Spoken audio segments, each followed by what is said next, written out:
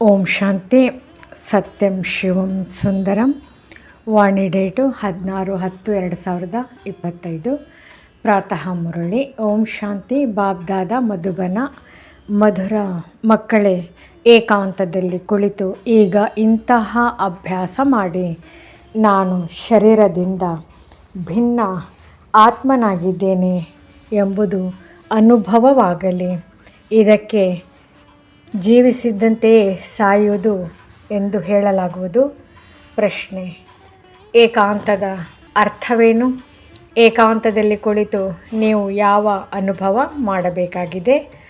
ಉತ್ತರ: ಏಕಾಂತದ ಅರ್ಥವಾಗಿದೆ, ಒಬ್ಬ ತಂದೆಯ ನೆನಪಿನಲ್ಲಿ ಈ ಶರೀರದ ಅಂತ್ಯವಾಗುವುದು. ಅರ್ಥಾತ್ ಏಕಾಂತದಲ್ಲಿ ಕುಳಿತು ಈ ರೀತಿಯ ಅಭ್ಯಾಸ ಮಾಡಿ.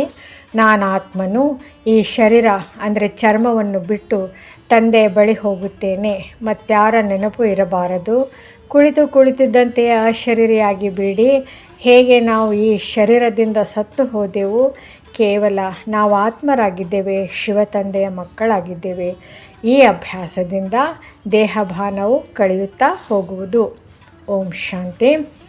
ತಂದೆಯು ಮಕ್ಕಳಿಗೆ ಮೊಟ್ಟ ಮೊದಲು ತಿಳಿಸುತ್ತಾರೆ, ಮಧುರಾತಿ ಮಧುರ ಮಕ್ಕಳೇ, ಇಲ್ಲಿ ಕುಳಿತುಕೊಳ್ಳುತ್ತೀರೆಂದರೆ ತನ್ನನ್ನು ಆತ್ಮನೆಂದು ತಿಳಿದು ತಂದೆಯನ್ನು ನೆನಪು ಮಾಡುತ್ತಾ ಇರಿ.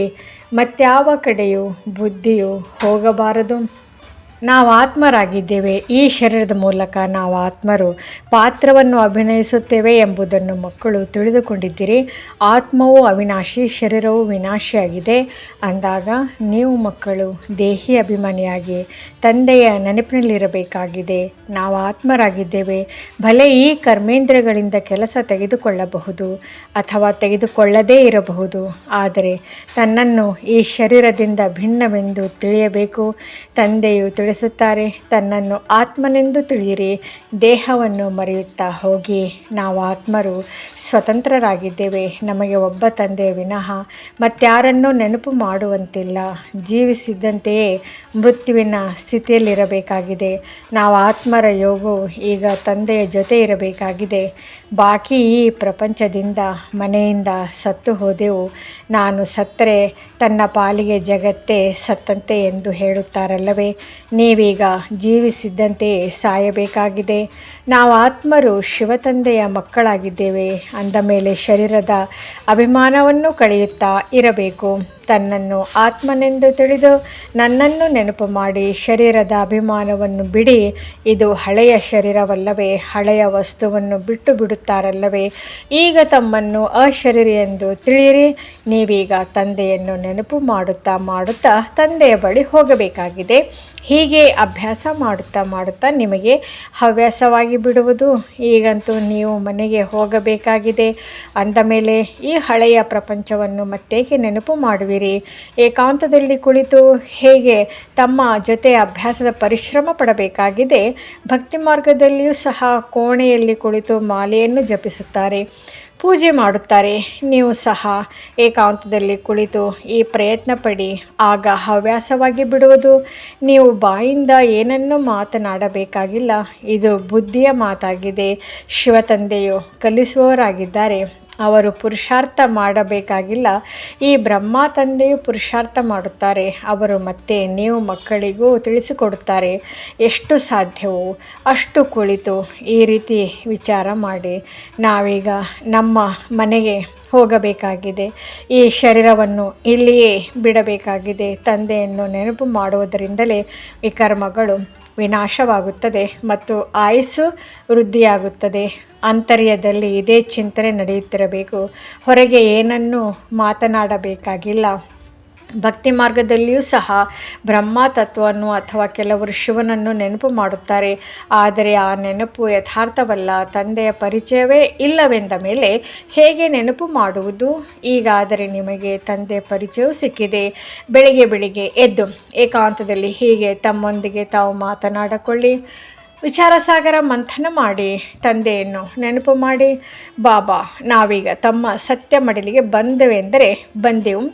ಅದು ಆತ್ಮೀಯ ಮಡಿಲಾಗಿದೆ. ಹೀಗೆ ತಮ್ಮ ಜೊತೆ ಮಾತನಾಡಿಕೊಳ್ಳಬೇಕು. ತಂದೆಯು ಬಂದಿದ್ದಾರೆ. ತಂದೆಯು ಬಂದು ಕಲ್ಪಕಲ್ಪವೂ ನಮಗೆ ರಾಜಯೋಗವನ್ನು ಕಲಿಸುತ್ತಾರೆ. ಮಕ್ಕಳೇ, ನನ್ನನ್ನು ನೆನಪು ಮಾಡಿ, ಚಕ್ರವನ್ನು ನೆನಪು ಮಾಡಿ ಎಂದು ತಿಳಿಸುತ್ತಾರೆ. ನೀವೀಗ ಸ್ವದರ್ಶನ ಚಕ್ರಧಾರಿಗಳಾಗಬೇಕಾಗಿದೆ. ತಂದೆಯಲ್ಲಿಯೇ ಚಕ್ರದ ಸಂಪೂರ್ಣ ಜ್ಞಾನವಿದೆಯಲ್ಲವೇ, ಅದನ್ನು ಮತ್ತೆ ನಿಮಗೆ ತಿಳಿಸುತ್ತಾರೆ. ನಿಮಗೆ ತ್ರಿಕಾಲದರ್ಶಿಗಳನ್ನಾಗಿ ಮಾಡುತ್ತಿದ್ದಾರೆ. 3 ಕಾಲಗಳ ಅರ್ಥಾತ್ ಆದಿ ಮಧ್ಯ ಅಂತ್ಯವನ್ನು ನೀವು ತಿಳಿದುಕೊಂಡಿದ್ದೀರಿ. ತಂದೆಯು ಪರಮ ಆತ್ಮನಾಗಿದ್ದಾರೆ. ಅವರಿಗಂತೂ ತಮ್ಮ ಶರೀರವಿಲ್ಲ. ಈಗ ಈ ಶರೀರದಲ್ಲಿ ಕುಳಿತು ನಿಮಗೆ ತಿಳಿಸಿಕೊಡುತ್ತಾರೆ. ಇದು ಅದ್ಭುತವಾದ ಮಾತಾಗಿದೆ. ಭಗೀರಥನಲ್ಲಿ ವಿರಾಜಮಾನವಾಗುತ್ತಾರೆಂದರೆ ಅವಶ್ಯವಾಗಿ ಇನ್ನೊಂದು ಆತ್ಮವಿದೆ. ಅನೇಕ ಜನ್ಮಗಳ ಅಂತಿಮ ಜನ್ಮವು ಇವರದಾಗಿದೆ. ನಂಬರ್ 1 ಪಾವನರಿದ್ದವರೇ ನಂತರ ನಂಬರ್ 1 ಪತೀತನಾಗುತ್ತಾರೆ.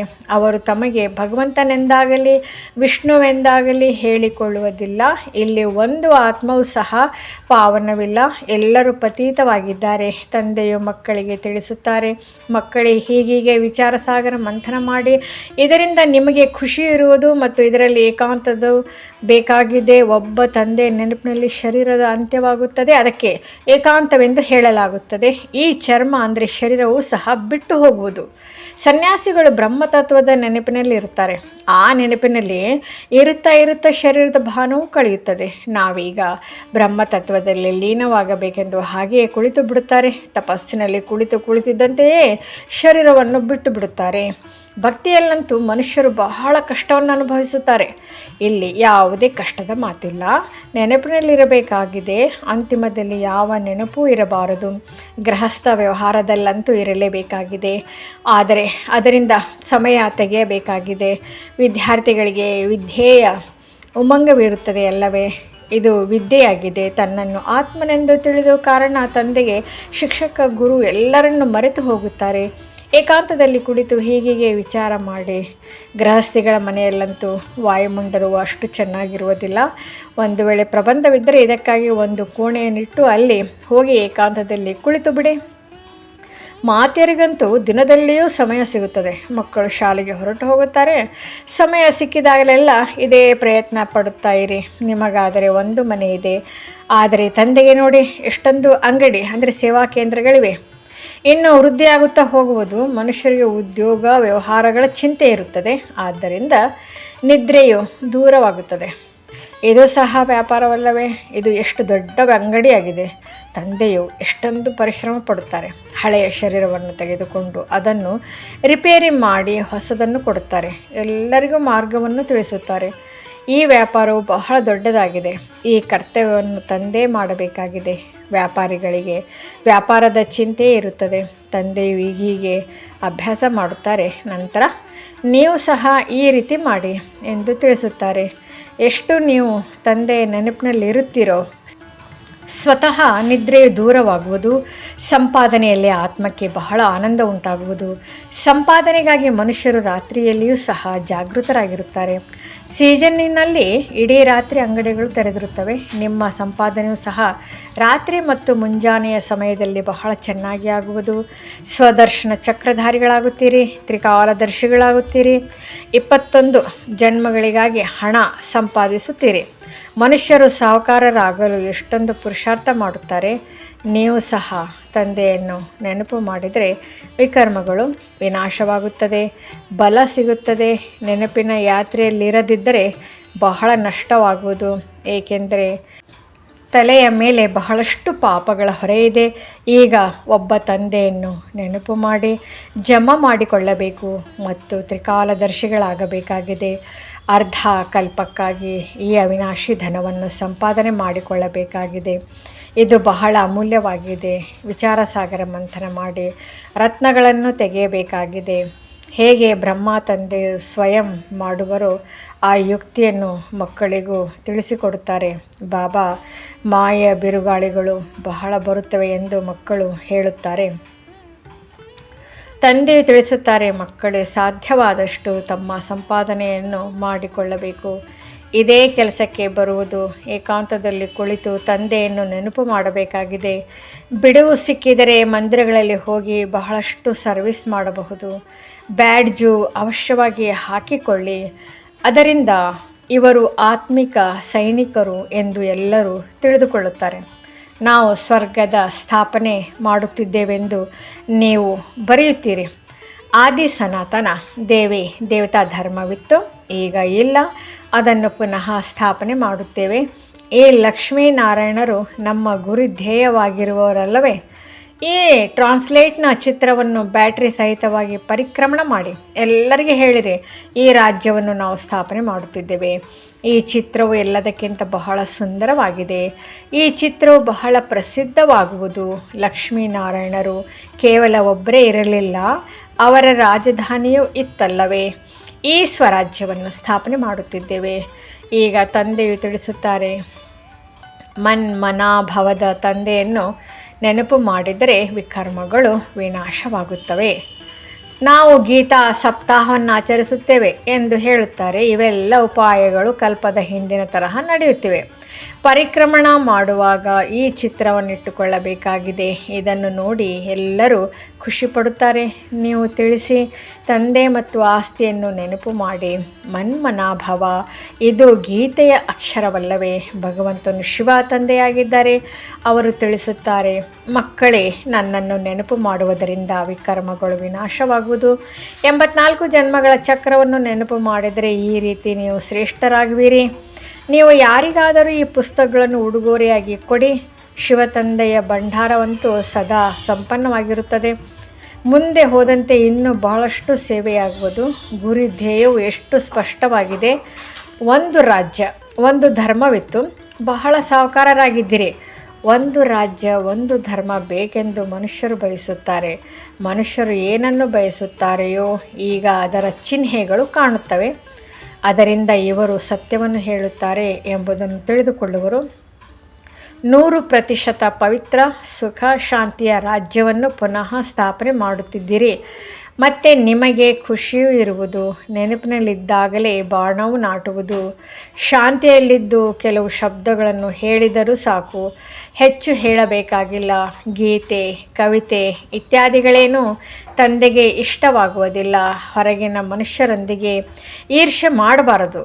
ನಿಮ್ಮ ಮಾತೇ ಬೇರೆಯಾಗಿದೆ. ತನ್ನನ್ನು ಆತ್ಮನೆಂದು ತಿಳಿದು ತಂದೆಯನ್ನು ನೆನಪು ಮಾಡಿದರೆ ಸಾಕು. ಒಳ್ಳೊಳ್ಳೆಯ ಸ್ಲೋಗನ್ಗಳನ್ನು ಹಾಕಿರಿ. ಮನುಷ್ಯರು ಅದನ್ನು ಓದಿ ಜಾಗೃತರಾಗಲಿ. ಮಕ್ಕಳು ವೃದ್ಧಿಯಾಗುತ್ತಿರುತ್ತಾರೆ. ಖಜಾನೆಯು ತುಂಬುತ್ತಾ ಇರುತ್ತದೆ. ಮಕ್ಕಳು ಕೊಟ್ಟಿರುವುದು ಮತ್ತೆ ಮಕ್ಕಳ ಕೆಲಸಕ್ಕೆ ಉಪಯೋಗವಾಗುತ್ತದೆ. ತಂದೆಯಂತೂ ಹಣವನ್ನು ತೆಗೆದುಕೊಳ್ಳುವುದಿಲ್ಲ. ನಿಮ್ಮ ವಸ್ತುಗಳನ್ನು ನಿಮ್ಮ ಕೆಲಸದಲ್ಲಿಯೇ ತೊಡಗಿಸುತ್ತಾರೆ. ನಾವು ಬಹಳ ಸುಧಾರಣೆ ಮಾಡುತ್ತಿದ್ದೇವೆಂದು ಭಾರತವಾಸಿಗಳು ತಿಳಿದುಕೊಳ್ಳುತ್ತಾರೆ. 5 ವರ್ಷಗಳಲ್ಲಿ ಇಷ್ಟು ದವಸ ಧಾನ್ಯಗಳಿರುವುದು ಎಂದು ದವಸ ಧಾನ್ಯಗಳಿಗಾಗಿ ತೊಂದರೆ ಇರುವುದಿಲ್ಲ ಎಂದು ತಿಳಿದುಕೊಳ್ಳುತ್ತಾರೆ. ಆದರೆ ನಿಮಗೆ ಗೊತ್ತಿದೆ, ಒಂದು ದಿನ ಇಂತಹ ಸ್ಥಿತಿ ಬರುತ್ತದೆ. ತಿನ್ನುವುದಕ್ಕೂ ಆಹಾರವೂ ಸಿಗುವುದಿಲ್ಲ, ದವಸ ಧಾನ್ಯಗಳು ಇರುವುದಿಲ್ಲ. ನಾವು 21 ಜನ್ಮಗಳಿಗಾಗಿ ನಮ್ಮ ರಾಜ್ಯ ಭಾಗ್ಯವನ್ನು ತೆಗೆದುಕೊಳ್ಳುತ್ತಿದ್ದೇವೆಂದು ಮಕ್ಕಳು ತಿಳಿದುಕೊಂಡಿದ್ದೀರಿ. ಅಂದ ಮೇಲೆ ಈಗ ಅಲ್ಪ ಸ್ವಲ್ಪ ಕಷ್ಟವನ್ನು ಸಹನೆ ಮಾಡಲೇಬೇಕಾಗಿದೆ. ಖುಷಿಯಂತಹ ಔಷಧಿ ಇಲ್ಲವೆಂದು ಹೇಳಲಾಗುತ್ತದೆ. ಗೋಪಿಕೆಯರ ಅತೀಂದ್ರಿಯ ಸುಖದ ಗಾಯನವಿದೆ. ಮಕ್ಕಳು ಇನ್ನೂ ವೃದ್ಧಿಯಾಗುತ್ತಾ ಹೋಗುತ್ತಾರೆ. ಯಾರೆಲ್ಲ ಈ ಧರ್ಮದವರಾಗಿದ್ದಾರೆಯೋ ಅವರೆಲ್ಲ ಬರತೊಡಗುತ್ತಾರೆ. ವೃಕ್ಷವು ಇಲ್ಲಿಯೇ ವೃದ್ಧಿಯಾಗಬೇಕಲ್ಲವೇ? ಸ್ಥಾಪನೆಯಾಗುತ್ತಿದೆ. ಅನ್ಯ ಧರ್ಮಗಳಲ್ಲಿ ಈ ರೀತಿ ಆಗುವುದಿಲ್ಲ. ಅವರಂತೂ ಮೇಲಿನಿಂದ ಬರುತ್ತಾರೆ. ಈ ವೃಕ್ಷವು ಸ್ಥಾಪನೆ ಆಗಿಯೇ ಇದೆ. ಇದರಲ್ಲಿ ಮತ್ತೆ ನಂಬರ್ವಾರ್ ಬರತೊಡಗುತ್ತಾರೆ. ವೃದ್ಧಿಯಾಗುತ್ತಾ ಹೋಗುವರು. ಇದರಲ್ಲಿ ಕಷ್ಟವೇನೂ ಇಲ್ಲ. ಅವರು ಮೇಲಿಂದ ಬಂದು ಪಾತ್ರವನ್ನು ಅಭಿನಯಿಸಲೇಬೇಕಾಗಿದೆ. ಇದರಲ್ಲಿ ಮಹಿಮೆಯ ಮಾತೇನಿದೆ? ಧರ್ಮಸ್ಥಾಪಕರ ಹಿಂದೆ ಅನುಯಾಯಿಗಳು ಬರತೊಡಗುತ್ತಾರೆ. ಅವರು ಸದ್ಗತಿಯ ಶಿಕ್ಷಣವನ್ನೇನೋ ಕೊಡುತ್ತಾರೆ. ಏನೂ ಇಲ್ಲ. ಇಲ್ಲಾದರೂ ತಂದೆಯ ಭವಿಷ್ಯ ದೇವತಾ ಧರ್ಮದ ಸ್ಥಾಪನೆ ಮಾಡುತ್ತಿದ್ದಾರೆ. ಸಂಗಮ ಯುಗದಲ್ಲಿ ಹೊಸ ನಾಟಿ ಮಾಡುತ್ತಾರಲ್ಲವೇ? ಮೊದಲು ಸಸ್ಯಗಳನ್ನು ಕುಂಡದಲ್ಲಿ ಬೆಳೆಸಿ ನಂತರ ಕೆಳಗೆ ಮಣ್ಣಿನಲ್ಲಿ ನಾಟಿ ಮಾಡುತ್ತಾರೆ. ವೃದ್ಧಿಯಾಗತೊಡಗುತ್ತದೆ. ನೀವು ಸಹ ಈಗ ಸಸ್ಯವನ್ನು ನಾಟಿ ಮಾಡುತ್ತಿದ್ದೀರಿ. ನಂತರ ಸತ್ಯುಗದಲ್ಲಿ ವೃದ್ಧಿಯನ್ನು ಹೊಂದಿ ರಾಜ್ಯ ಭಾಗ್ಯವನ್ನು ಪಡೆಯುತ್ತೀರಿ. ನೀವು ಹೊಸ ಪ್ರಪಂಚದ ಸ್ಥಾಪನೆ ಮಾಡುತ್ತಿದ್ದೀರಿ. ಕಲಿಯುಗದಲ್ಲಿ ಇನ್ನೂ ಬಹಳಷ್ಟು ವರ್ಷಗಳಿವೆ ಎಂದು ಮನುಷ್ಯರು ತಿಳಿಯುತ್ತಾರೆ. ಏಕೆಂದರೆ ಶಾಸ್ತ್ರಗಳಲ್ಲಿ ಲಕ್ಷಾಂತರ ವರ್ಷಗಳೆಂದು ಬರೆದು ಬಿಟ್ಟಿದ್ದಾರೆ. ಕಲಿಯುಗದಲ್ಲಿ ಇನ್ನೂ 40,000 ವರ್ಷಗಳಿದೆ. ನಂತರ ತಂದೆಯು ಬಂದು ಹೊಸ ಪ್ರಪಂಚವನ್ನು ಸ್ಥಾಪಿಸುತ್ತಾರೆ ಎಂದು ತಿಳಿಯುತ್ತಾರೆ. ಇನ್ನು ಕೆಲವರು ಈ ರೀತಿ ತಿಳಿದುಕೊಳ್ಳುತ್ತಾರೆ, ಇದು ಅದೇ ಮಹಾಭಾರತ ಯುದ್ಧವಾಗಿದೆ. ಗೀತೆಯ ಭಗವಂತನು ಅವಶ್ಯವಾಗಿ ಇರುವುದು. ಆದರೆ ನೀವು ತಿಳಿಸುತ್ತೀರಿ, ಕೃಷ್ಣನಂತೂ ಇರಲಿಲ್ಲ. ತಂದೆಯು ತಿಳಿಸುತ್ತಾರೆ, ಕೃಷ್ಣನು 84 ಜನ್ಮಗಳನ್ನು ತೆಗೆದುಕೊಳ್ಳುತ್ತಾನೆ. ಒಂದು ಜನ್ಮದ ಮುಖ ಲಕ್ಷಣಗಳು ಇನ್ನೊಂದು ಜನ್ಮಕ್ಕೆ ಹೋಲುವುದಿಲ್ಲ. ಅಂದಮೇಲೆ ಇಲ್ಲಿಗೆ ಕೃಷ್ಣನೆಲ್ಲಿಂದ ಬರುವನು? ಆದರೆ ಯಾರೂ ಈ ಮಾತುಗಳ ಮೇಲೆ ವಿಚಾರ ಮಾಡುವುದಿಲ್ಲ. ನೀವು ತಿಳಿದುಕೊಳ್ಳುತ್ತೀರಿ, ಕೃಷ್ಣನ ಸ್ವರ್ಗದ ರಾಜಕುಮಾರ. ಅಂದ ಮೇಲೆ ದ್ವಾಪರದಲ್ಲಿ ಎಲ್ಲಿಂದ ಬರುವರು? ಈ ಲಕ್ಷ್ಮೀನಾರಾಯಣರ ಚಿತ್ರವನ್ನು ನೋಡಿದೊಡನೆ ಅರ್ಥವಾಗುತ್ತದೆ. ಶಿವತಂದೆಯು ಈ ಆಸ್ತಿಯನ್ನು ಕೊಡುತ್ತಿದ್ದಾರೆ. ಸತ್ಯುಗದ ಸ್ಥಾಪನೆ ಮಾಡುವವರು ತಂದೆಯೇ ಆಗಿದ್ದಾರೆ. ಈ ಗೋಲ ಕಲ್ಪವೃಕ್ಷ ಮೊದಲಾದ ಚಿತ್ರಗಳು ಬಹಳ ಅಮೂಲ್ಯವಾಗಿವೆ. ಮುಂದೆ ಒಂದು ದಿನ ನಿಮ್ಮ ಬಳಿ ಇವೆಲ್ಲ ಟ್ರಾನ್ಸ್ಲೇಟ್ನ ಚಿತ್ರಗಳಾಗಿ ಬಿಡುತ್ತವೆ. ಆಗ ನಮಗೆ ಇಂತಹ ಚಿತ್ರಗಳೇ ಬೇಕೆಂದು ಹೇಳತೊಡಗುತ್ತಾರೆ. ಈ ಚಿತ್ರಗಳಿಂದ ವಿಹಂಗ ಮಾರ್ಗದ ಸೇವೆ ಆಗುವುದು. ನಿಮ್ಮ ಬಳಿ ಇಷ್ಟೊಂದು ಮಂದಿ ಬರುತ್ತಾರೆ, ನಿಮಗೆ ಬಿಡುವೇ ಇರುವುದಿಲ್ಲ. ಅನೇಕರು ಬರತೊಡಗುತ್ತಾರೆ. ಬಹಳ ಖುಷಿ ಇರುತ್ತದೆ. ದಿನ ಪ್ರತಿದಿನ ನಿಮ್ಮ ಪ್ರಭಾವವು ಹೆಚ್ಚುತ್ತಾ ಹೋಗುತ್ತದೆ. ಡ್ರಾಮಾನುಸಾರ ಯಾರು ಹೂಗಳಾಗುವವರಿದ್ದಾರೆಯೋ ಅವರಿಗೂ ಇದು ಪ್ರೇರಣೆಯಾಗುವುದು. ಬಾಬಾ, ನೀವು ಇವರ ಬುದ್ಧಿಗೆ ಪ್ರೇರಣೆ ಕೊಡಿ ಎಂದು ನೀವು ಮಕ್ಕಳು ಹೇಳುವ ಅವಶ್ಯಕತೆ ಇರುವುದಿಲ್ಲ. ತಂದೆಯೇನು ಪ್ರೇರಣೆ ಕೊಡುವುದಿಲ್ಲ, ಸಮಯದಲ್ಲಿ ತಾನಾಗಿಯೇ ಪ್ರೇರಣೆಯಾಗುವುದು. ತಂದೆಯಂತೂ ಮಾರ್ಗವನ್ನು ತಿಳಿಸುತ್ತಾರಲ್ಲವೇ? ಬಾಬಾ, ನನ್ನ ಪತಿಯ ಬುದ್ಧಿಗೆ ಪ್ರೇರಣೆ ಕೊಡಿ ಎಂದು ಕೆಲವು ಮಕ್ಕಳು ಬರೆಯುತ್ತಾರೆ. ಹೀಗೆ ಎಲ್ಲರ ಬುದ್ಧಿಗೆ ಪ್ರೇರಣೆ ನೀಡುವುದಾದರೆ ಎಲ್ಲರೂ ಸ್ವರ್ಗದಲ್ಲಿ ಬಂದು ಬಿಡುವರು. ವಿದ್ಯೆಯಲ್ಲಿ ಪರಿಶ್ರಮವಿದೆ. ನೀವು ಈಶ್ವರನ ಸಹಯೋಗಿಗಳಲ್ಲವೇ? ಏನೇನು ಮಾಡಬೇಕೆಂದು ಸತ್ಯವಾದ ಮಾತನ್ನು ಮೊದಲೇ ತಿಳಿಸಿರುತ್ತಾರೆ. ಇಂತಹ ಚಿತ್ರಗಳನ್ನು ತೆಗೆದುಕೊಂಡು ಹೋಗಬೇಕಾಗಿದೆ. ಏಣಿಯ ಚಿತ್ರವನ್ನು ಸಹ ತೆಗೆದುಕೊಂಡು ಹೋಗಿ. ಡ್ರಾಮಾನುಸಾರ ಸ್ಥಾಪನೆಯೂ ಆಗಲೇಬೇಕಾಗಿದೆ. ತಂದೆಯು ಸರ್ವಿಸ್ಗಾಗಿ ಯಾವ ಸಲಹೆ ನೀಡುವರೋ ಅದರ ಮೇಲೆ ಗಮನ ಕೊಡಬೇಕಾಗಿದೆ. ತಂದೆಯು ತಿಳಿಸುತ್ತಾರೆ, ಮಕ್ಕಳೇ ಭಿನ್ನ ಭಿನ್ನ ಪ್ರಕಾರದ ಲಕ್ಷಾಂತರ ಬ್ಯಾಡ್ಜ್ಗಳನ್ನು ಮಾಡಿಸಿ ರೈಲಿನಲ್ಲಿ ಹೋಗಿ 100 ಮೈಲುಗಳವರೆಗೆ ಹೋಗಿ ಸರ್ವಿಸ್ ಮಾಡಿ ಬನ್ನಿ. ಒಂದು ಭೋಗಿಯಿಂದ ಇನ್ನೊಂದು ಭೋಗಿಗೆ, ಇನ್ನೊಂದರಿಂದ ಮತ್ತೊಂದರಲ್ಲಿ ಹೋಗಿ ಸರ್ವಿಸ್ ಮಾಡಿ. ಬಹಳ ಸಹಜವಾಗಿದೆ. ಮಕ್ಕಳಿಗೆ ಸರ್ವೀಸಿನ ಉಮಂಗವಿರಬೇಕು. ಒಳ್ಳೆಯದು. ಮಧುರಾತಿ ಮಧುರ ಅಗಲಿ ಹೋಗಿ ಮರಳಿ ಸಿಕ್ಕಿರುವ ಮಕ್ಕಳ ಪ್ರತಿ ಮಾತಾ ಪಿತಾ ಬಾಪ್ ದಾದಾರವರ ನೆನಪು, ಪ್ರೀತಿ ಹಾಗೂ ಸುಪ್ರಭಾತ. ಆತ್ಮಿಕ ಮಕ್ಕಳಿಗೆ ಆತ್ಮಿಕ ತಂದೆಯ ನಮಸ್ತೆ. ಧಾರಣೆಗಾಗಿ ಮುಖ್ಯ ಸಾರ. ಮೊದಲನೇದ್ದು, ವಿಚಾರ ಸಾಗರ ಮಂಥನ ಮಾಡಿ ಒಳ್ಳೊಳ್ಳೆಯ ರತ್ನಗಳನ್ನು ತೆಗೆಯಬೇಕಾಗಿದೆ. ಸಂಪಾದನೆಯನ್ನು ಜಮಾ ಮಾಡಿಕೊಳ್ಳಬೇಕಾಗಿದೆ. ಸತ್ಯವಾದ ಈಶ್ವರ್ಯ ಸೇವಾಧಾರಿಗಳಾಗಿ ಸೇವೆ ಮಾಡಬೇಕಾಗಿದೆ. ಎರಡನೇ ಪಾಯಿಂಟ್, ವಿದ್ಯಾಭ್ಯಾಸದಲ್ಲಿ ಬಹಳ ಉಮಂಗವಿರಬೇಕು. ಸಮಯ ಸಿಕ್ಕಿದಾಗಲೆಲ್ಲ ಏಕಾಂತದಲ್ಲಿ ಹೋಗಬೇಕು. ಇಂತಹ ಅಭ್ಯಾಸ ಮಾಡಿ ನಾವು ಜೀವಿಸಿದ್ದಂತೆಯೇ ಈ ಶರೀರದಿಂದ ಸತ್ತು ಹೋಗಿದ್ದೇವೆ. ಈ ಸ್ಥಿತಿಯ ಅನುಭವವಾಗುತ್ತಿರಲಿ. ದೇಹಭಾನವು ಮರೆತು ಹೋಗಲಿ. ವರದಾನ: ತಮ್ಮ ಮೂಲ ಸಂಸ್ಕಾರಗಳ ಪರಿವರ್ತನೆಯ ಮೂಲಕ ವಿಶ್ವ ಪರಿವರ್ತನೆ ಮಾಡುವಂತಹ ಉದಾಹರಣ ಸ್ವರೂಪ ಭವ.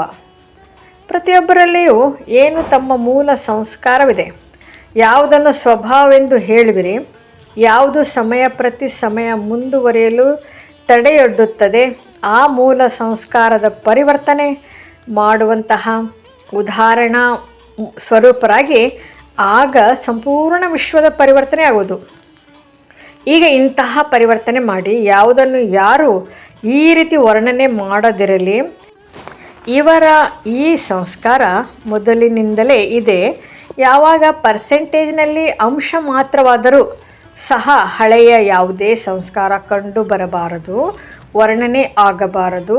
ಆಗ ಹೇಳಲಾಗುವುದು ಇವರು ಸಂಪೂರ್ಣ ಪರಿವರ್ತನೆಗೆ ಉದಾಹರಣ ಸ್ವರೂಪರಾಗಿದ್ದಾರೆ. ಸ್ಲೋಗನ್: ಈಗ ಪ್ರಯತ್ನದ ಸಮಯ ಕಳೆದು ಹೋಯಿತು.